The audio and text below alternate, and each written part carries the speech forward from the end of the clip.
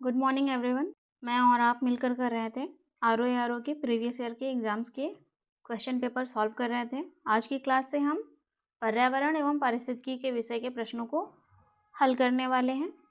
तो इसी क्रम में हम आगे बढ़ते हैं और देखते हैं आज की क्लास का पहला प्रश्न क्या है। पहला प्रश्न है, निम्न में से किसी एक का संबंध पर्यावरण की सुरक्षा से नहीं है। ऑप्शन ए धारणीय विकास, ऑप्शन बी गरीबी कम करना, ऑप्शन सी वातानुकूलन, ऑप्शन डी कागज के थैलों का प्रयोग। प्रश्न क्या है आपको समझ में आ गया? पर्यावरण की सुरक्षा। दिए गए ऑप्शंस में से पर्यावरण की सुरक्षा किस ऑप्शन से सुनिश्चित नहीं होगी? इस प्रश्न का सही उत्तर क्या होगा? ऑप्शन बी, गरीबी कम करने से पर्यावरण की सुरक्षा जो है वो सुनिश्चित नहीं होगी। ये पूरी तरह से इस प्रश्न के लिए ये उत्तर सही है। गरीबी कम करना अप्रत्यक्ष तौर से पर्यावरण की सुरक्षा से संबंधित है, जबकि धारणीय विकास, वातानुकूलन और कागज के थैलों का प्रयोग प्रत्यक्ष तौर पर पर्यावरण की सुरक्षा से संबंधित है। इसलिए इस प्रश्न का उत्तर है ऑप्शन बी। आज प्रश्न में एक ऑप्शन दिया हुआ है धारणीय विकास। क्या है धारणीय विकास? जिसे इंग्लिश में कहते हैं क्या? Sustainable development. क्या कहते हैं? सस्टेनेबल डेवलपमेंट कहते हैं, या इसे एक अन्य नाम से भी जानते हैं, सतत विकास भी कहते हैं। ये सभी क्या हैं? सिनोनिम्स हैं, एक ही विषय है ये। क्या होता है सतत विकास या धारणीय विकास?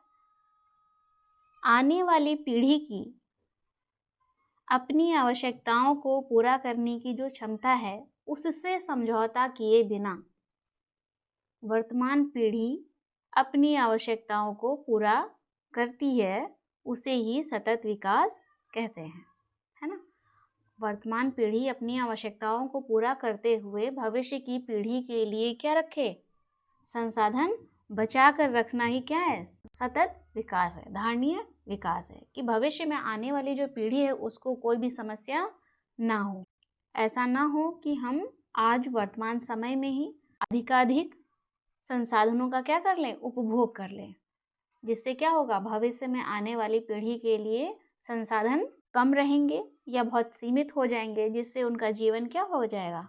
दुष्कर हो जाएगा। स्पष्ट है? तो हमें इसी बात का ध्यान रखना है। यही है धारणीय विकास या सस्टेनेबल डेवलपमेंट। वर्तमान में अपनी आवश्यकताओं को पूरा करते हुए हमें भविष्य की पीढ़ी के लिए क्या करना है? संसाधनों को सुरक्षित रखना है। या फिर इसे हम यदि शब्दों में बांधें तो आने वाली पीढ़ी की अपनी आवश्यकताओं को पूरा करने की जो क्षमता है, उससे समझौता किए बिना वर्तमान पीढ़ी की आवश्यकताओं को पूरा करने हेतु विकास ही सतत विकास है। अपनी पुस्तक इंट्रोड्यूसिंग कल्चर जियोग्राफी में J.E. स्पेंसर एवं W.L. टॉमस ने विश्व को कितने सांस्कृतिक विश्व में विभाजित किया है? कितने सांस्कृतिक विश्व में विभाजित किया है? Option A 9, option B 10, option C 11, option D 12। इस प्रश्न का सही उत्तर क्या होगा? इस प्रश्न का सही उत्तर है ऑप्शन सी 11। J.E. स्पेंसर और W.L. टॉमस क्या थे? अमेरिकी भूगोलवेत्ता थे। अमेरिकी भूगोलवेत्ता। अच्छा, इस बात पर आप ध्यान दीजिए कि आपने पर्यावरण की जो क्वेश्चंस हैं उनकी शुरुआत तो कर दी है, उन्हें पढ़ना आपने शुरू कर दिया है, लेकिन आपने ये तो जाना ही नहीं कि पर्यावरण किसे कहते हैं, है ना। तो थोड़ा सा एकदम ब्रीफ में हम जान लेते हैं कि पर्यावरण क्या है। पर्यावरण दो शब्दों से मिलकर बना है। कौन से दो शब्द? परि और आवरण। स्पष्ट है? पर्यावरण पर्यावरण। परि धन आवरण शब्दों से मिलकर बना है। क्या है इसका अर्थ? जो आवरण हमें चारों ओर से घेरे हुए है वही क्या है? पर्यावरण है। स्पष्ट और थोड़ा सरल शब्दों में कहें तो पृथ्वी पर जो भी पाए जाने वाले भूमि, जल, वायु, पेड़ पौधे, जीव जंतु, इन सब का जो समूह है हमारे चारों ओर, वही सामूहिक रूप से पर्यावरण कहलाता है। स्पष्ट है? अगले प्रश्न की ओर बढ़ते हैं। अगला प्रश्न है, भारत में पर्यावरण संरक्षण अधिनियम पारित हुआ। ऑप्शन ए 1991 में, ऑप्शन बी 1986 में, ऑप्शन सी 1995 में, ऑप्शन डी 2000 में। इस प्रश्न का सही उत्तर क्या होगा? ऑप्शन बी, वर्ष 1986 में पर्यावरण संरक्षण अधिनियम पारित हुआ।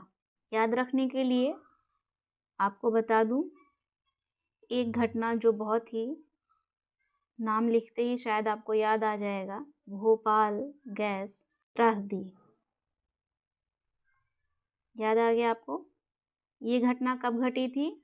वर्ष 1984 में, 1984 में। कब? दिसंबर माह में, है ना।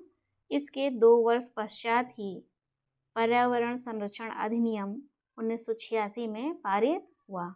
अगले प्रश्न की ओर बढ़े, देखते हैं अगला प्रश्न क्या है। पृथ्वी शिखर सम्मेलन का आयोजन किया गया था। ऑप्शन ए काहिरा में, ऑप्शन बी रियो में, ऑप्शन सी डरबन में, ऑप्शन डी क्योटो में। पृथ्वी शिखर सम्मेलन का आयोजन कहाँ किया गया था?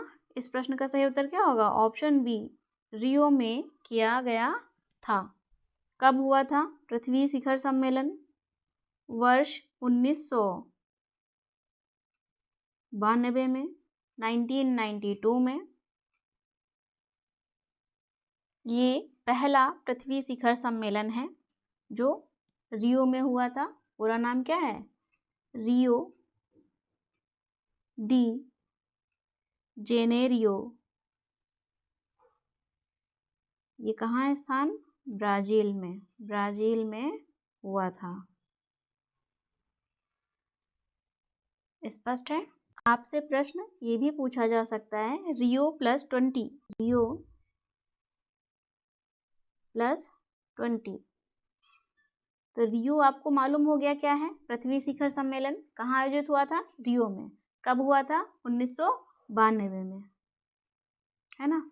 तो इसमें 20 जोड़ेंगे तो कितना हो जाएगा? 2012। तो रियो प्लस 20 क्या है? कब आयोजित हुआ था? 2012 में। कहाँ आयोजित हुआ था? रियो डी जेनेरियो, ब्राजील में आयोजित हुआ था। अगले प्रश्न की ओर बढ़ते हैं, देखते हैं अगला प्रश्न क्या है। वातावरण में सर्वाधिक प्रतिशत है, क्या है? Option A oxygen, option B carbon dioxide, option C nitrogen, option D hydrogen. वातावरण में सर्वाधिक क्या है? नाइट्रोजन। ऑप्शन सी इस प्रश्न का सही उत्तर है। वातावरण में नाइट्रोजन कितने प्रतिशत है? 78%। लगभग ऑक्सीजन कितनी है वातावरण में? ऑक्सीजन है लगभग 21%, है ना। और क्या है वातावरण में? ऑर्गन है। कौन सी गैस है? ऑर्गन है। कितनी है? 0.93%। इसके बाद कार्बन डाइऑक्साइड है, कार्बन डाइऑक्साइड है। कितनी है? 0.04%, है ना। तो सबसे अधिक क्या है? नाइट्रोजन। वातावरण में सबसे अधिक नाइट्रोजन है। अगले प्रश्न की ओर बढ़ते हैं। EPA का पूर्ण रूप है, पूर्ण रूप अर्थात फुल फॉर्म है। Option A environmental pollution agency, option B environmental prohibition agency, option C environmental protection agency, option D उपर्युक्त में से कोई नहीं। इस प्रश्न का सही उत्तर क्या होगा? Environmental protection agency. Option C इस प्रश्न का सही उत्तर है। यही इसका फुल फॉर्म है। अगले प्रश्न की ओर बढ़ते हैं। देखते हैं अगला प्रश्न क्या है। नीचे 2 वक्तव्य दिए गए हैं जिसमें एक को कथन ए, टाइपिंग एरर है, कथन ए व दूसरे को कारण आर, यहाँ और नहीं आर होगा, कहा गया है। कथन ए है, जीवमंडल एक खुला विवित्र तंत्र का उदाहरण है। कारण, जब कथन और कारण के प्रश्न आपको मिलते हैं तो आपने जाना था कि कारण को हमेशा क्योंकि लगाकर हम पढ़ते हैं। तो क्योंकि लगाकर पढ़ें, क्योंकि जीवमंडल में पदार्थ के प्रारंभिक निवेश के बाद पुनः नए पदार्थ का निवेश नहीं हो सकता, परंतु ऊर्जा के निवेश एवं बहिर्गमन पर कोई प्रतिबंध नहीं होता है। स्पष्ट है। आगे प्रश्न क्या कहता है। अधोलिखित कूटों में से सही उत्तर का चयन करना है। Option A, B, C, D 4 option हमें दिए गए हैं। पहले हम कथन और कारण को देख लेते हैं। जीवमंडल एक खुला तंत्र का उदाहरण है। क्या ये सही है? कथन ए बिल्कुल सही है। जीवमंडल जो है एक ओपन सिस्टम है, खुला तंत्र है, ये सही है। क्योंकि जीवमंडल में कारण आर पदार्थ के प्रारंभिक निवेश के बाद पुनः नए पदार्थ का निवेश नहीं हो सकता। यही क्या है? गलत है। पुनः नए पदार्थ का निवेश नहीं हो सकता, यहाँ नहीं होना चाहिए, है ना। यही शब्द नहीं शब्द ही क्या है? गलत है। जीवमंडल में प्रारंभिक निवेश के बाद पुनः नए पदार्थ का निवेश हो सकता है, परंतु ऊर्जा के निवेश एवं बहिर्गमन पर कोई प्रतिबंध नहीं होता है। स्पष्ट है। तो इस तरह से जो कारण आर है वो क्या हो जाएगा? गलत हो जाएगा। क्या हो जाएगा? गलत हो जाएगा। ऑप्शंस देखते हैं। ऑप्शन ए और आर दोनों सही हैं तथा आर ए की सही व्याख्या है। सही होगा ये? नहीं, गलत होगा। ऑप्शन बी, ए और आर दोनों सही हैं परंतु आर ए की सही व्याख्या नहीं है, ये भी गलत है। ए सही है तथा आर गलत है, ये सही है। ऑप्शन सी इस प्रश्न का सही उत्तर है। स्पष्ट है। चलिए अगले प्रश्न की ओर बढ़ते हैं। पारिस्थितिकी निम्नलिखित के बीच पारस्परिक संबंधों का अध्ययन है। किसके संबंधों का अध्ययन है? पारिस्थितिकी निम्नलिखित के बीच पारस्परिक संबंधों का अध्ययन है। ऑप्शन ए, जीव और वातावरण। ऑप्शन बी, मनुष्य और वन। ऑप्शन सी, मृदा और जल। ऑप्शन डी, पति और पत्नी। किसके बीच का अध्ययन है? जीव और वातावरण के बीच के अध्ययन को पारिस्थितिकी कहते हैं। स्पष्ट है। जीव और वातावरण के बीच पारस्परिक संबंधों का जो अध्ययन है उसे ही पारिस्थितिकी कहते हैं। अगले प्रश्न की ओर बढ़ते हैं। देखते हैं अगला प्रश्न क्या है। पारिस्थितिकी पदछाप के माप की इकाई है। पारिस्थितिकी पदछाप के माप की इकाई है। ऑप्शन ए, भूमंडलीय hectare. Option B, nanometre. Option C, hoppers cubic feet. Option D, cubic ton. इस प्रश्न का सही उत्तर क्या होगा? इस प्रश्न का सही उत्तर है ऑप्शन ए, भूमंडलीय हेक्टर पारिस्थितिकी पदछाप के माप की इकाई है। पारिस्थितिकी पदछाप, इसे इंग्लिश में क्या कहते हैं? इकोलॉजिकल। जिन्हें कंफ्यूजन हो रहा हो हिंदी में, वो इंग्लिश में क्या कहते हैं इस नाम को भी जान लें। Ecological foot print. Ecological footprint की इकाई क्या है? भूमंडलीय हेक्टर है। अगले प्रश्न को देखते हैं। पृथ्वी का सर्वाधिक वृहद पारिस्थितिक तंत्र निम्नलिखित में से कौन है? ऑप्शन ए, जलमंडल। ऑप्शन बी, जीवोम। ऑप्शन सी, स्थलमंडल। ऑप्शन डी, जैवमंडल। क्या होगा सही उत्तर? ऑप्शन डी, जैवमंडल पृथ्वी का सबसे बड़ा बृहद पारिस्थितिकी तंत्र है। स्पष्ट है। जैवमंडल में 2 घटक होते हैं। कौन कौन से? जैविक और अजैविक। जैविक और अजैविक। जैविक को इंग्लिश में क्या कहते हैं? बायोटिक। और एबायोटिक। अगले प्रश्न की ओर बढ़ते हैं। देखते हैं अगला प्रश्न क्या है। पारितंत्रों की घटती उत्पादकता के क्रम में, यहाँ पर टाइपिंग एरर है, आप सही कर लेंगे। क्या है? पारितंत्रों की घटती उत्पादकता के क्रम में उनका निम्नलिखित में से कौन सा अनुक्रम सही है? ऑप्शन ए महासागर, झील, घास, स्थल, मैनग्रोव। ऑप्शन बी मैनग्रोव, महासागर, घास स्थल और झील। ऑप्शन सी मैनग्रोव, घास स्थल, झील और महासागर। और ऑप्शन डी क्या है? महासागर, मैनग्रोव, झील और घास स्थल। तो किस क्रम में इन्हें व्यवस्थित करना है? घटती उत्पादकता के क्रम में।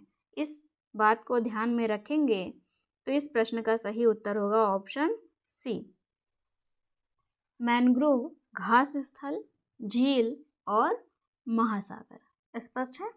चलिए अगले प्रश्न की ओर बढ़ते हैं। निम्नलिखित में से कौन एक स्थलीय पारिस्थितिकी तंत्र का उपभाग नहीं है? ऑप्शन ए पर्वत पारिस्थितिकी तंत्र, ऑप्शन बी सागरीय पारिस्थितिकी तंत्र, ऑप्शन सी निम्न स्थलीय पारिस्थितिकी तंत्र, ऑप्शन डी अर्ध शुष्क पारिस्थितिकी तंत्र। ये इनमें से हमें क्या चुनना है, क्या सिलेक्ट करना है? जो स्थलीय पारिस्थितिकी तंत्र का उपभाग ना हो। स्थल पर पर्वत होते हैं, बिल्कुल होते हैं। सागर निम्न स्थलीय पारिस्थितिकी तंत्र, ऑप्शन सी भी सही है और ऑप्शन डी भी सही है। तो ऑप्शन बी इस प्रश्न का सही उत्तर होगा। स्थलीय पारिस्थितिकी तंत्र का सागरीय पारिस्थितिकी तंत्र भाग नहीं है। स्पष्ट है? सागरीय पारिस्थितिकी तंत्र सबसे अधिक स्थिर पारिस्थितिकी तंत्र है। सागरीय पारिस्थितिकी तंत्र सबसे अधिक स्थिर पारिस्थितिकी तंत्र है। अगले प्रश्न की ओर बढ़ते हैं। निम्न में से किस कार्य से पारिस्थितिकी संतुलन बिगड़ता है? ऑप्शन ए लकड़ी काटना, ऑप्शन बी सामाजिक वानिकी, ऑप्शन सी वन महोत्सव, ऑप्शन डी वनारोपण। स्पष्ट है? सामाजिक वानिकी करने से पारिस्थितिकी संतुलन क्या होगा? अच्छा होता है। वन महोत्सव में हम क्या करते हैं? पेड़ पौधे लगाते हैं, उससे भी पारिस्थितिकी संतुलन अच्छा होगा। और वन रोपण करेंगे, इससे भी पारिस्थितिकी संतुलन अच्छा होगा। तो गलत क्या है? गलत है ऑप्शन ए, लकड़ी काटने से पारिस्थितिकी संतुलन बिगड़ता है। यही इस प्रश्न का सही उत्तर है। अगला प्रश्न देखते हैं। निम्न में से कौन सा एक पारिस्थितिकी संतुलन बनाए रखने में मदद नहीं करता है? ऑप्शन ए वनों को काटना, ऑप्शन बी वन रोपण, ऑप्शन सी वर्षा जल प्रबंधन, ऑप्शन डी जैव मंडल भंडार। आपने पिछले प्रश्न में ही जान लिया क्या कि पारिस्थितिकी संतुलन किससे बिगड़ता है? वनों को काटने से। तो यही क्या होगा? मदद नहीं करेगा और इस प्रश्न का सही उत्तर है। स्पष्ट है? चलिए अगले प्रश्न को देखते हैं। पारिस्थितिकी तंत्र में उच्चतम पोषण स्तर प्राप्त होता है। ऑप्शन ए शाकाहारी को, ऑप्शन बी मांसाहारी को, ऑप्शन सी सर्वाहारी को, ऑप्शन डी अपघटक को। पारिस्थितिकी तंत्र में इकोसिस्टम में पारिस्थितिकी तंत्र में इकोसिस्टम में उच्चतम पोषण किसे प्राप्त होता है? सर्वाहारी को। सही उत्तर है सर्वाहारी को।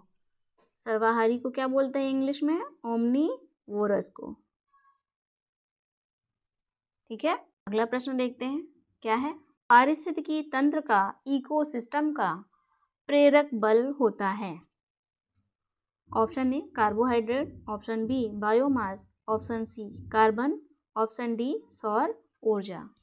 क्या होगा इस प्रश्न का? प्रेरक बल क्या होता है? ऑप्शन डी सौर ऊर्जा इकोसिस्टम का प्रेरक बल होता है, क्योंकि यह ऊर्जा का प्राथमिक स्रोत है। सौर ऊर्जा क्या है? सौर ऊर्जा ऊर्जा का प्राथमिक स्रोत है।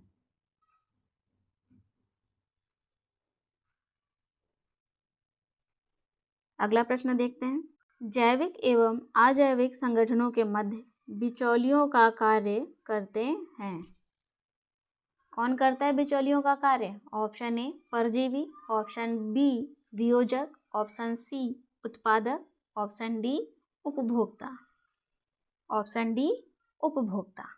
इस प्रश्न का सही उत्तर क्या होगा? ऑप्शन सी उत्पादक। ये क्या करते हैं? बिचौलियों का कार्य करते हैं, इंटरमीडिएरीज का कार्य करते हैं। ये जो उत्पादक हैं ये एक और तो प्रकाश संश्लेषण के द्वारा अपना भोजन बनाते हैं तथा मृदा से खनिज व पोषक तत्व प्राप्त करते हैं, है ना। भोजन बनाते हैं और मिट्टी से खनिज और पोषक तत्व प्राप्त कर लेते हैं। लेकिन दूसरी ओर स्वयं उपभोक्ता के लिए प्रत्यक्ष या अप्रत्यक्ष रूप से भोजन के स्रोत के रूप में विद्यमान होते हैं। स्पष्ट है? चलिए अगले प्रश्न की ओर बढ़ें। निम्नलिखित वृक्षों में कौन पारिस्थितिकी मित्र नहीं है? यहाँ वर्षों लिखा है, आप इसे सही कर लेंगे, टाइपिंग एरर है। निम्नलिखित वृक्षों में कौन पारिस्थितिकी मित्र नहीं है? ऑप्शन ए बबूल, option B eucalyptus, option C नीम, ऑप्शन डी पीपल। इस प्रश्न का सही उत्तर क्या होगा? Option B eucalyptus. ये पारिस्थितिकी मित्र नहीं है। क्या है? पर्यावरण का शत्रु है। ये प्रश्न आपसे ये भी पूछ सकते हैं कि पर्यावरण का शत्रु किसे कहते हैं। यह दिए गए ऑप्शंस में से किसे पर्यावरण का शत्रु कहा जाता है? क्या होगा? यूकेलिप्टस। यूकेलिप्टस को जिस स्थान पर लगाया जाता है वहाँ का जो जल स्तर होता है वो काफ़ी नीचे चला जाता है, इसलिए इसे पर्यावरण का शत्रु कहते हैं। अगले प्रश्न की ओर बढ़ते हैं। जैव वानिकी के संबंध में निम्नलिखित कथनों में से कौन सा सही है?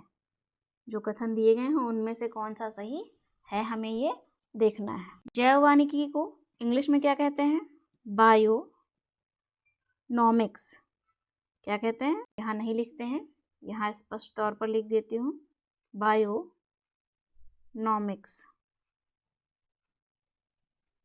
स्पष्ट है? जैव वानिकी को इंग्लिश में बायोनॉमिक्स कहते हैं। चलिए पहला पॉइंट देखते हैं। इसका शाब्दिक अर्थ है जीवन का प्रबंधन। क्या शाब्दिक अर्थ है? जीवन का प्रबंधन। क्या ऐसा है? पहले इसे ही हम चेक कर लेते हैं। बायोनॉमिक्स, इसे अलग कर लेते हैं, दो शब्दों से मिलकर बना है ना। बायोनॉमिक्स है ना। बायो का अर्थ क्या है? जीवन से है, और नॉमिक्स क्या है? एक ग्रीक शब्द है। ग्रीक शब्द नोमोज से उत्पन्न हुआ है, जिसका अर्थ होता है क्या? लॉ, नियम। तो बायोनॉमिक्स का अर्थ क्या हो गया? जीवन के नियम। जीवन के नियम। देखिए पहला पॉइंट सही है क्या? इसका शाब्दिक अर्थ है जीवन का प्रबंधन, नहीं ना, गलत हो गया। नेक्स्ट सेकंड पॉइंट क्या है? यह पारिस्थितिकी का पर्याय है। पर्याय क्या होता है? सिनोनिम है। बायोनॉमिक्स पारिस्थितिकी का सिनोनिम है, ये सही है। Second point. थर्ड क्या है? यह प्राकृतिक तंत्रों के मूल्य पर बल देता है, बोल नहीं बल देता है। टाइपिंग एरर है, सही कर लेंगे। जो मानव तंत्रों को प्रभावित करते हैं। यह प्राकृतिक तंत्रों के मूल्य पर बल देता है जो मानव तंत्रों को प्रभावित करते हैं। थर्ड पॉइंट भी सही है। तो पहले पॉइंट के आधार पर जो ऑप्शंस हमें दिए गए हैं, पहले हम उसे क्या कर लें? आसानी से गलत कर सकते हैं, क्योंकि जहाँ कहीं भी पहला पॉइंट होगा वहाँ क्या हो जाएगा? वो ऑप्शन गलत हो जाएगा। तो हमारे पास सिर्फ एक ही ऑप्शन बचता है, वो है ऑप्शन सी। स्पष्ट है? अगले प्रश्न की ओर बढ़ते हैं। पारिस्थितिकी तंत्र के संदर्भ में, इकोसिस्टम के संदर्भ में निम्नलिखित कथनों पर विचार कीजिए। और प्रश्न कहता है सही कथन उपर्युक्त में से सही कथन है। फिर ऑप्शंस हमें दिए गए हैं, तो पहले हम पॉइंट को देख लेते हैं। पहला पॉइंट क्या है? स्वपोषी स्तर पर उत्पादन को प्राथमिक उत्पादकता कहा जाता है। क्या यह सही है? सही है।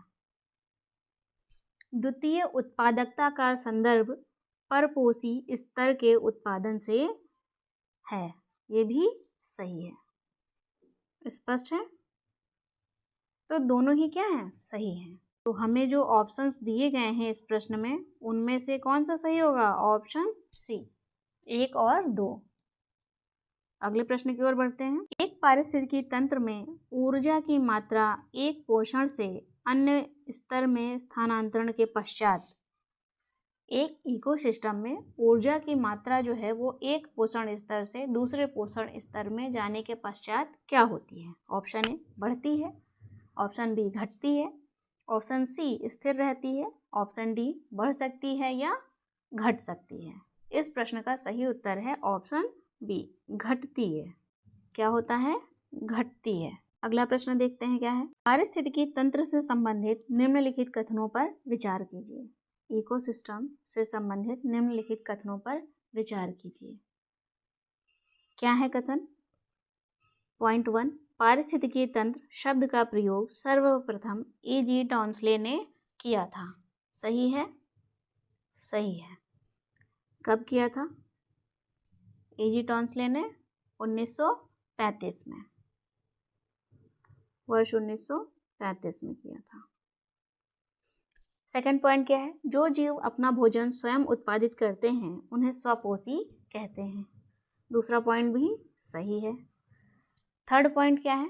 प्रकाश संश्लेषण की प्रक्रिया द्वारा उपभोक्ता अपने भोजन का उपभोग करता है। उपभोक्ता करता है? नहीं, कौन करता है? उत्पादक। उत्पादक। थर्ड पॉइंट क्या होगा? गलत हो जाएगा।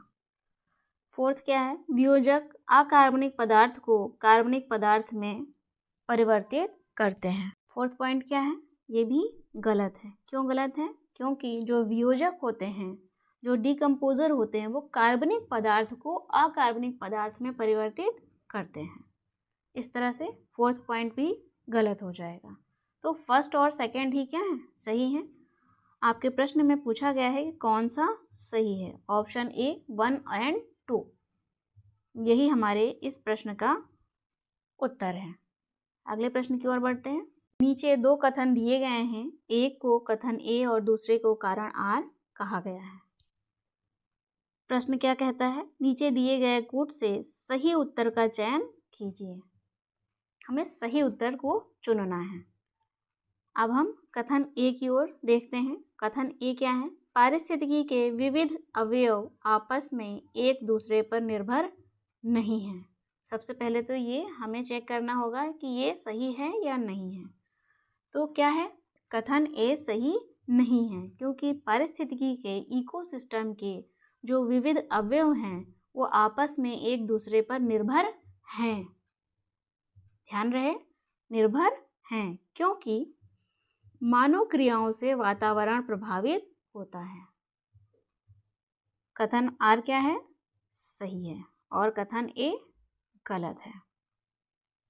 कथन ए गलत है। तो ऑप्शन ए क्या हो जाएगा? हम सही उत्तर का चयन कर लें। ए और आर दोनों सही हैं और आर ए की सही व्याख्या करता है। ऐसा है? नहीं है। ऑप्शन बी, ए और आर दोनों सही हैं परंतु आर ए की सही व्याख्या नहीं करता है। ये भी सही नहीं है। ऑप्शन सी, ए सही है किंतु आर गलत है। ऐसा है? नहीं। ऑप्शन सी भी गलत है। तो सही क्या है? ए गलत है और आर सही है। इस प्रश्न का ये सही उत्तर है। इकोसिस्टम के विविध अवयव जितने भी हैं वो आपस में एक दूसरे पर निर्भर होते हैं। इस बात का विशेष ध्यान रखेंगे। अगला प्रश्न देखते हैं। जैव विविधता को परिभाषित किया जाता है। ऑप्शन ए, किसी पर्यावरण में विभिन्न प्रजातियों की श्रेणी। ऑप्शन बी, किसी पर्यावरण में रोजाना और मौसमी परिवर्तन। ऑप्शन सी, एक प्रजाति की दूसरे प्रजाति से भिन्नता। ऑप्शन डी, भौतिक घटकों का किसी पर्यावरण पर प्रभाव। तो जैव विविधता किसे कहेंगे? इस प्रश्न का सही उत्तर होगा परिभाषा के तौर पर ऑप्शन ए, किसी पर्यावरण में विभिन्न प्रजातियों की जो श्रेणी है वही क्या है? जैव विविधता है, वही जैव विविधता है। अगले प्रश्न की ओर बढ़ते हैं। भारतीय राष्ट्रीय जैविक विविधता प्राधिकरण स्थापित किया गया। ऑप्शन ए 2003 चेन्नई में। ऑप्शन बी 2003 बेंगलुरु में। ऑप्शन सी 2003 हैदराबाद में। ऑप्शन डी 2003 केरल में। भारतीय राष्ट्रीय जैविक विविधता प्राधिकरण, जिसे क्या कहेंगे? National biodiversity authority. नेशनल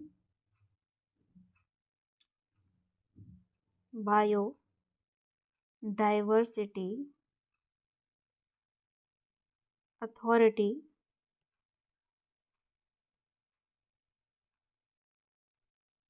की स्थापना कब की गई? वर्ष 2003 में। कहाँ पर? चेन्नई में। चेन्नई कहाँ है? तमिलनाडु में। तमिलनाडु में। क्यों की गई थी? जैव विविधता अधिनियम 2002 के प्रावधानों को कार्यान्वित करने के उद्देश्य से इसका गठन किया गया। जैव विविधता